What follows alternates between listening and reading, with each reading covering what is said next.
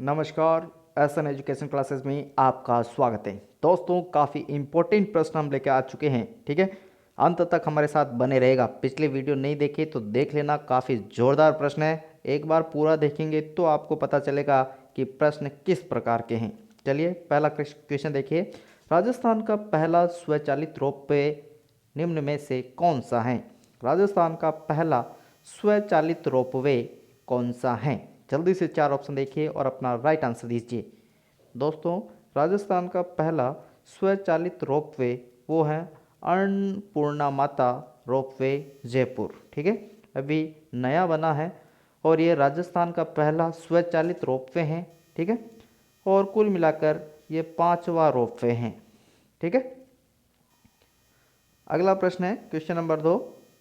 अंतर्राष्ट्रीय दिव्यांगजन दिवस के अवसर पर राष्ट्रपति द्रौपदी मुर्मू ने किस जिले को दिव्यांगजन सशक्तिकरण हेतु सर्वश्रेष्ठ जिले का पुरस्कार दिया है? काफ़ी अच्छा प्रश्न है, सोच समझ के सही आंसर दीजिए। दोस्तों, इसका जो राइट आंसर होगा वो होगा ऑप्शन सी, अलवर। इसका राइट आंसर होगा। अंतर्राष्ट्रीय दिव्यांगजन दिवस के अवसर पर राष्ट्रपति द्रौपदी मुर्मू ने अलवर जिले को दिव्यांगजन सशक्तिकरण हेतु सर्वश्रेष्ठ जिले का पुरस्कार दिया। ठीक है, चलिए अगला प्रश्न देखिए। क्वेश्चन नंबर 3 अच्छा प्रश्न है। मुख्यमंत्री बाल गोपाल योजना एवं मुख्यमंत्री निशुल्क यूनिफॉर्म योजना का शुभारंभ कब किया गया? जल्दी से इसका राइट आंसर दीजिए। मुख्यमंत्री बाल गोपाल योजना एवं मुख्यमंत्री निशुल्क यूनिफॉर्म वितरण योजना का शुभारंभ कब किया गया? तो इसका जो राइट आंसर होगा वो होगा 29 नवंबर 2022 को। ठीक है, अभी हाल ही में इस योजना का शुभारंभ किया गया था 29 नवंबर 2022 को।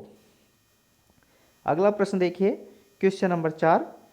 18वीं राष्ट्रीय स्काउट गाइड जम्बूरी का आयोजन कहाँ किया गया? काफ़ी अच्छा प्रश्न है, जल्दी से बताइए इसका राइट आंसर क्या होगा। तो दोस्तों, इसका जो राइट आंसर होगा वो होगा पाली। 18वीं राष्ट्रीय स्काउट गाइड जम्बूरी का आयोजन पाली जिले में किया गया। ठीक है, अगला प्रश्न देखिए। क्वेश्चन नंबर 5 अच्छा प्रश्न है। राज्य सरकार की पालनहार योजना से वंचित लोगों को जोड़ने के लिए मिशन पालनहार किस योजना में शुरू किया, किस जिले में शुरू किया गया है? राज्य सरकार की पालनहार योजना से वंचित लोगों को जोड़ने के लिए मिशन पालनहार किस जिले में शुरू किया गया है? जल्दी से बताइए इसका राइट आंसर क्या होगा। तो दोस्तों, इसका जो राइट आंसर होगा वो होगा ऑप्शन सी, डूंगरपुर। इसका करेक्ट आंसर होगा। ठीक है, काफ़ी अच्छे प्रश्न है, देखते जाइए। Question number 6। हाल ही में राजस्थान के किस शिक्षक को अंतर्राष्ट्रीय शिक्षा फेलोशिप के लिए चयन किया गया है? हाल ही में राजस्थान के किस शिक्षक को अंतर्राष्ट्रीय शिक्षा फेलोशिप के लिए चयन किया गया है? तो दोस्तों, इसका जो करेक्ट आंसर होगा वो होगा ऑप्शन सी, मोहम्मद इकराम खान मेवाती। इसका करेक्ट आंसर होगा। ठीक है, अगला प्रश्न देखिए। क्वेश्चन नंबर 7 काफ़ी ज़ोरदार प्रश्न है। राष्ट्रीय ऊंट अनुसंधान केंद्र बीकानेर ने ऊंट के दूध से पाउडर बनाने के लिए किस कंपनी के साथ MOU किया है? तो दोस्तों, इसका करेक्ट आंसर क्या होगा? दोस्तों, इसका करेक्ट आंसर होगा ऑप्शन सी, लैक्टोपर्ल। ठीक है, लैक्टोपर्ल इसका करेक्ट आंसर होगा। Question number 8। राजस्थान के किन दो शिक्षकों को राष्ट्रीय शिक्षक पुरस्कार से सम्मानित किया गया? किन दो शिक्षकों को राष्ट्रीय शिक्षक पुरस्कार से सम्मानित किया गया? दोस्तों, इसका करेक्ट आंसर क्या होगा? कमेंट करके आप बता सकते हैं।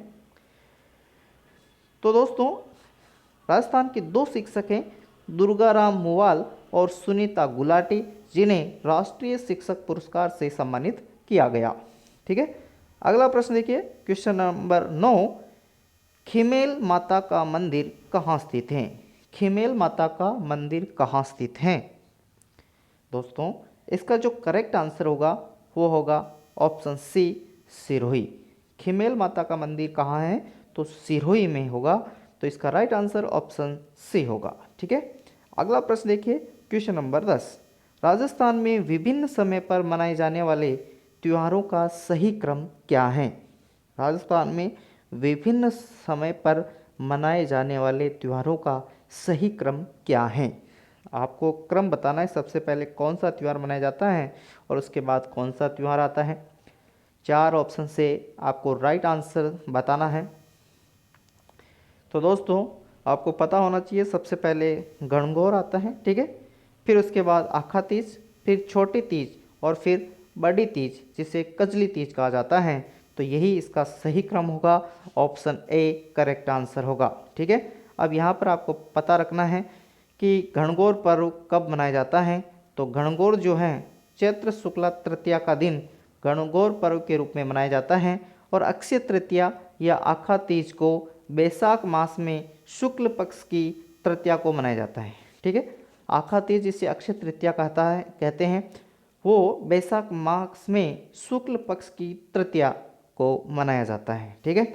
और कजली तीज, ठीक है, कजरी तीज जिसे बड़ी तीज कहते हैं, भाद्रपद मास कृष्ण पक्ष की तृतीया को मनाई जाती है। और छोटी तीज श्रावण मास में, छोटी तीज श्रावण मास में शुक्ल पक्ष की तृतीया के दिन मनाई जाती है, जिसे हरियाली तीज भी कहा जाता है, ठीक है।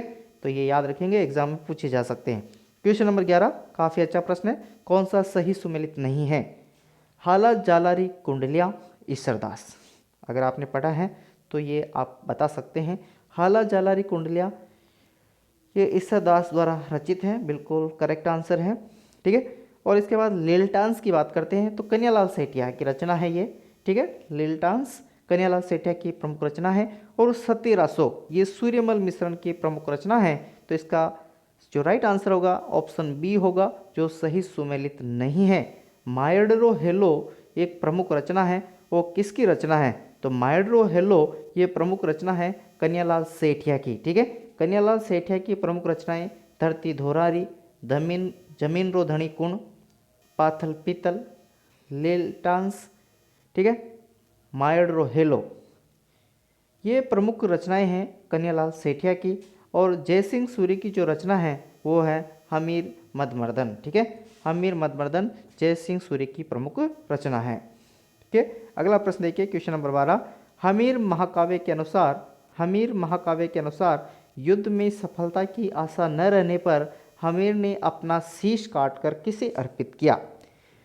हमीर महाकाव्य के अनुसार युद्ध में सफलता की आशा न रहने पर हमीर ने अपना शीश काटकर भगवान शंकर को अर्पित किया था, यानी ऑप्शन बी इसका करेक्ट आंसर होगा। Question number 13। 2.5 दिन के झोपड़े की दीवार के पीछे लगा शिलालेख किस भाषा में लिखा हुआ है? 2.5 दिन के झोपड़े की दीवार के पीछे लगा शिलालेख किस भाषा में लिखा है? तो इसका राइट आंसर होगा ऑप्शन ए संस्कृत, ठीक है। अगला प्रश्न देखिए, क्वेश्चन नंबर 14, अच्छा प्रश्न है। सहसा मुदसा क्या है? सहसा मुदसा क्या है, जल्दी से बताइए। ये एक प्रकार से है तो अकाल ही, ठीक है। सहसा मुदसा क्या है? एक प्रकार का अकाल है, लेकिन ये कब पड़ा था? तो दोस्तों सहसा मुदसा अकाल 1842 से 43 में पड़े अकाल का नाम है। 1842-43 में पड़े अकाल का नाम सहसा मुदसा है, ठीक है। अगला प्रश्न देखिए, क्वेश्चन नंबर 15। राजस्थानी भाषा में समाचारों की पहली वेबसाइट कौन सी है? राजस्थानी भाषा में, ठीक है, समाचारों की पहली वेबसाइट कौन सी है? तो इसका राइट आंसर है दोस्तों आकाशवाणी, ऑप्शन ए इसका करेक्ट आंसर होगा। अगला प्रश्न देखिए, क्वेश्चन नंबर 16। राजस्थान में महात्मा गांधी इंग्लिश मीडियम विद्यालयों में प्रवेश प्रक्रिया को किस ऐप के माध्यम से ऑनलाइन किया जाएगा? राजस्थान में Mahatma Gandhi English medium school जो खोले गए हैं उसमें प्रवेश प्रक्रिया को किस ऐप के माध्यम से ऑनलाइन किया जाएगा? तो दोस्तों इसका करेक्ट आंसर होगा ऑप्शन सी विद्यार्थी दर्पण, ठीक है, ऑप्शन सी करेक्ट आंसर होगा। Question number 17। राजस्थान में सबसे कम लिंगानुपात वाला जिला कौन सा है? तो राजस्थान में सबसे कम लिंगानुपात वाला जो जिला है वो है दोस्तों धौलपुर, ऑप्शन सी इसका करेक्ट आंसर होगा। जनसंख्या से संबंधित प्रश्न पूछे जाते हैं एग्जाम में, एक या दो प्रश्न तो लगभग मान के चलो, ठीक है। अगर आपको जनसंख्या वाला टॉपिक क्लियर नहीं आता है तो आप हमारे इस चैनल पर जनसंख्या से संबंधित वीडियो बना हुआ है, उसको देख लेना, बिल्कुल सब क्लियर हो जाएगा। अगला प्रश्न क्वेश्चन नंबर 18, राजस्थान राज्य मानवाधिकार आयोग की स्थापना कब हुई? 4 ऑप्शन देखिए और अपना राइट आंसर दीजिए कि राजस्थान राज्य मानवाधिकार आयोग की स्थापना कब हुई।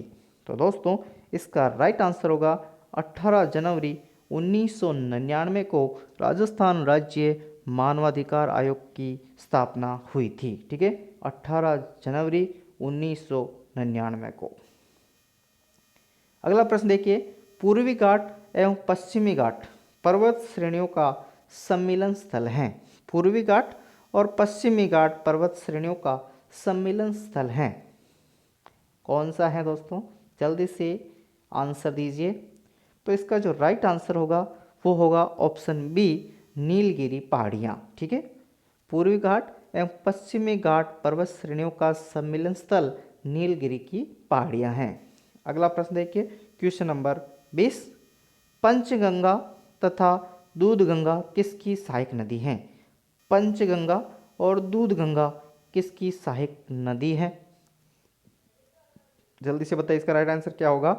पंचगंगा तथा दूधगंगा किसकी सहायक नदी है? तो इसका राइट आंसर होगा ऑप्शन ए, कृष्णा। ठीक है, और यहाँ पर ध्यान रखेंगे वैनगंगा तथा पेनगंगा गोदावरी की सहायक नदी है। किसकी? गोदावरी की सहायक नदी है वैनगंगा तथा पेनगंगा। अगला प्रश्न है क्वेश्चन नंबर 20, काफ़ी अच्छा प्रश्न है। निम्नलिखित में से कौन सा युग्म सुमेलित नहीं है? ऑप्शन ए, गिर गुजरात एशियाई शेर। Option B, Keoladeo Bharatpur Siberian सारस। ऑप्शन सी, काजीरंगा असम एक सींग वाला गेंडा। ऑप्शन डी, पेरियार केरल पक्षी। तो इसका जो राइट आंसर होगा वो होगा ऑप्शन डी, पेरियार, जो केरल में है। ठीक है, ये पक्षी अभ्यारण्य नहीं है। ठीक है, तो यहाँ पर ध्यान देंगे गिर गुजरात। ठीक है, गिर अभ्यारण्य कहाँ है? गुजरात में, जो एशियाई शेर के लिए जाना जाता है। और केवलादेव भरतपुर राजस्थान में है, जो साइबेरियन सारस के लिए प्रसिद्ध है।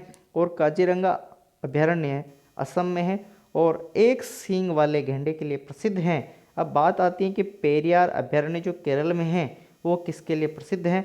तो पेरियार अभ्यारण्य ये भारत का एकमात्र अभ्यारण्य है जहाँ हाथियों को देखा जा सकता है, यानी यहाँ पर हाथी पाए जाते हैं। हाथियों के लिए प्रसिद्ध अभ्यारण्य है पेरियार केरल। ठीक है, क्वेश्चन नंबर 21, निम्नलिखित में से कौन सी एक समिति ने नागरिकों में मूल कर्तव्य को 1976 में सम्मिलित करने की अनुशंसा की थी? मूल कर्तव्यों को 1976 में सम्मिलित करने की अनुशंसा किस समिति ने की थी? तो इसका आसान उत्तर होगा स्वर्ण सिंह समिति। ऑप्शन डी इसका करेक्ट आंसर होगा। और मूल कर्तव्य की अगर हम बात करते हैं, ठीक है, तो मौलिक कर्तव्यों को 42वें संविधान संशोधन 1976 द्वारा सम्मिलित किया गया था। और मौलिक कर्तव्य हैं वो संविधान के भाग 4A में हैं और अनुच्छेद 51A में हैं। ठीक है, भाग याद रखेंगे 4A और अनुच्छेद 51A। जो मूल रूप से जो संविधान था उसके अंदर मौलिक कर्तव्यों की संख्या 10 थी, लेकिन बाद में 86वें संविधान संशोधन 2002 के माध्यम से एक और कर्तव्य जोड़ा गया। 6 से 14 वर्ष की आयु के बीच अपने अपने बच्चे को शिक्षा के अवसर प्रदान करना। ठीक है, तो ये याद रखेंगे, अनुच्छेद याद रखेंगे, भाग याद रखेंगे और समिति जरूर याद रखेंगे। क्वेश्चन नंबर 22, कौन सा सही सुमेलित नहीं है? भारतीय नागरिकों के लिए एक समान सिविल संहिता अनुच्छेद 44 बिल्कुल सही है, याद रखेंगे। भारतीय नागरिकों के लिए एक समान सिविल संहिता का उल्लेख संविधान के अनुच्छेद 44 में है। न्यायपालिका का कार्यपालिका से पृथक्करण का उल्लेख अनुच्छेद 50 में है, ये भी सही है, अच्छे से याद रखें। अंतर्राष्ट्रीय शांति और सुरक्षा, इसका उल्लेख संविधान के अनुच्छेद 51 में है, काफ़ी इम्पोर्टेंट है, एग्जाम में पूछा जाता है। और ऑप्शन डी, प्राण और दैहिक स्वतंत्रता का संरक्षण अनुच्छेद 17, जो गलत है। ठीक है, आपको पूछा कौन सा सही सुमेलित नहीं है, तो यही सही सुमेलित नहीं है, यानी ऑप्शन डी इसका करेक्ट आंसर होगा। प्राण और दैहिक स्वतंत्रता का जो संरक्षण है वो अनुच्छेद 21 में है। कौन से अनुच्छेद में है? अनुच्छेद 21 में है। क्वेश्चन नंबर 23, हाल ही में जारी वैश्विक खाद्य सुरक्षा सूचकांक से संबंधित निम्नलिखित कथनों पर विचार कीजिए। वैश्विक खाद्य सुरक्षा सूचकांक, ठीक है, उसमें जो क्या हुआ ये आपको दो कथन दे रखे हैं, फिर आपको राइट आंसर देना है कि कौन सा सही होगा। इसमें फिनलैंड को शीर्ष स्थान प्राप्त हुआ और इसमें भारत को 68वां स्थान प्राप्त हुआ।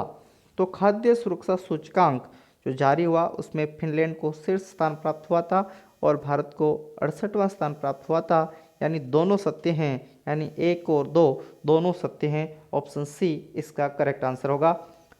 क्वेश्चन नंबर 24, किस आंदोलन पर ब्रिटेन के हाउस ऑफ कॉमन्स में मुद्दा उठाया गया? कौन सा राजस्थान में आंदोलन हुआ था जिसकी गूंज ब्रिटेन के हाउस ऑफ कॉमन्स में गूंजी थी? तो दोस्तों इसका राइट आंसर होगा सीकर, ठीक है। सीकर वाला जो आंदोलन है उसकी गूंज ब्रिटेन के हाउस ऑफ कॉमन्स में गूंजी थी। क्वेश्चन नंबर 25, अच्छा प्रश्न है, किस दुर्ग के परकोटे को कमरकोट कहा जाता है? कौन सा दुर्ग है जिसके परकोटे को कमरकोट कहा जाता है? 4 ऑप्शन देखिए और अपना राइट आंसर चूज कीजिए। किस दुर्ग के परकोटे को कमरकोट कहा जाता है? तो इसका राइट आंसर ऑप्शन ए होगा, सोनारगढ़, ठीक है। और यहाँ पर एक चीज़ और याद रखेंगे, घाघरोन दुर्ग के विशाल परकोटे को जालिम कोट कहते हैं। घाघरोन दुर्ग के विशाल परकोटे को जालिम कोट कहा जाता है, ये भी आप याद रखेंगे, ठीक है। दोनों चीज़ों को देख लेना, कमरकोट सोनारगढ़ याद रखेंगे और जालिम कोट घाघरोन दुर्ग याद रखेंगे।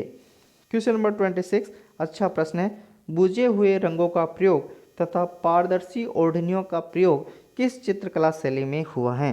बुझे हुए रंगों का प्रयोग तथा पारदर्शी ओढ़नियों का प्रयोग किस चित्रकला शैली में हुआ है? जल्दी से अपना राइट आंसर चूज कीजिए। दोस्तों इसका जो राइट आंसर होगा वो होगा ऑप्शन बी, नागौर शैली, इसका करेक्ट आंसर होगा ऑप्शन बी। क्वेश्चन नंबर 27, अच्छा प्रश्न है, कौन सा सही सुमेलित नहीं है? घी तेल बावड़ी चित्तौड़गढ़। दोस्तों अगर आज तक आपने नाम नहीं सुना तो आज ज़रूर सुन लेना, घी तेल बावड़ी चित्तौड़गढ़ में है, बिल्कुल सही है, हमेशा याद रखेंगे। एक चट्टान बावड़ी जोधपुर में है, एक चट्टान बावड़ी जोधपुर में है, बिल्कुल सही है। और चोर बावड़ी ये अलवर में नहीं है, ये अलवर में नहीं है, चोर बावड़ी उदयपुर में है। और 4 घोड़ों की बावड़ी जयपुर में है, ये याद रखेंगे, 4 घोड़ों की बावड़ी जयपुर में है, ठीक है। तो चोर बावड़ी कहाँ है? अलवर उदयपुर में, ठीक है। चोर बावड़ी कहाँ है? उदयपुर में। यहाँ चोर बावड़ी अलवर था, जो करेक्ट आंसर होगा ऑप्शन सी 27वें का, ठीक है। चोर बावड़ी अलवर में नहीं है, कहाँ है? उदयपुर में। क्वेश्चन नंबर 28 देखिए, काला गोरा का युद्ध कब हुआ था? काला गोरा का युद्ध कब हुआ था? जल्दी से बताइए कि काला गोरा का युद्ध कब हुआ। दोस्तों काला गोरा का जो युद्ध हुआ वो हुआ था 18 सितंबर 1857 को हुआ था। 18 सितंबर 1857 को काला गोरा का युद्ध हुआ था। इस काला गोरा का युद्ध है, इसी को चेलावास का युद्ध कहा जाता है, ठीक है। काले गोरे का जो युद्ध है उसी को चेलावास का युद्ध कहा जाता है। और यह युद्ध कुशाल सिंह और एजीजी पैट्रिक लॉरेंस के मध्य हुआ था, ठीक है। क्वेश्चन नंबर 29, राजस्थान में रामस्नेही संप्रदाय की 4 प्रमुख पीठों के संस्थापक से संबंधित कौन सा युग्म असुमेलित है? शाहपुरा पीठ, रामचरण जी, बिल्कुल सही है, ठीक है। ऑप्शन बी खेड़ापा जोधपुर, रामदास जी, ये भी सही है। और सिंहतल बीकानेर, संत नवलदास जी, ये गलत हैं, ठीक है। आपसे पूछा गया है कौन सा असुमेलित है, तो यही असुमेलित हैं, यानी आपका करेक्ट आंसर ऑप्शन सी होगा। ऑप्शन डी रेण शाखा जो है मेड़ता सिटी नागौर में है और इसके संस्थापक थे दरियाव जी, ये भी सत्य हैं। कौन सा असुमेलित हैं? तो ऑप्शन सी जो है वो असुमेलित हैं, ठीक है। यहाँ पर ध्यान देंगे सिंहतल बीकानेर, इसके संस्थापक संत हरिराम दास जी थे। कौन थे? सिंहतल बीकानेर, इसके संस्थापक संत हरिराम दास जी थे। ठीक है, इस शाखा के संस्थापक कौन थे? संत हरिराम दास जी थे। ठीक है, अगला प्रश्न है और आखिरी प्रश्न है, काफ़ी अच्छा प्रश्न है। खेजड़ी बेरी राय भवानी मंदिर कहाँ स्थित हैं? खेजड़ी बेरी राय भवानी मंदिर कहाँ है? तो दोस्तों इसका राइट आंसर है ऑप्शन बी, जोधपुर। क्या है? ऑप्शन बी, जोधपुर इसका राइट आंसर है। अब खेजड़ी बेरी राय भवानी क्या है? तो दोस्तों लटियाला माता जी का जो मंदिर है वो फलोदी जोधपुर में है। ठीक है, लटियाला माता का जो मंदिर है वो फलोदी जोधपुर में है और लटियाला माता के मंदिर के आगे खेजड़ी का वृक्ष स्थित है, इसलिए इन्हें खेजड़ी बेरी राय भवानी भी कहते हैं। ठीक है, तो ये पूरे 30 प्रश्न हो चुके हैं। 30 में से आपके कितने सही हैं कमेंट करके हमें बताइए। और अगर आप हमारे चैनल पर नए हैं तो प्लीज़ एक बार इस चैनल को सब्सक्राइब ज़रूर करें। ठीक है, धन्यवाद, मिलते हैं नेक्स्ट वीडियो में।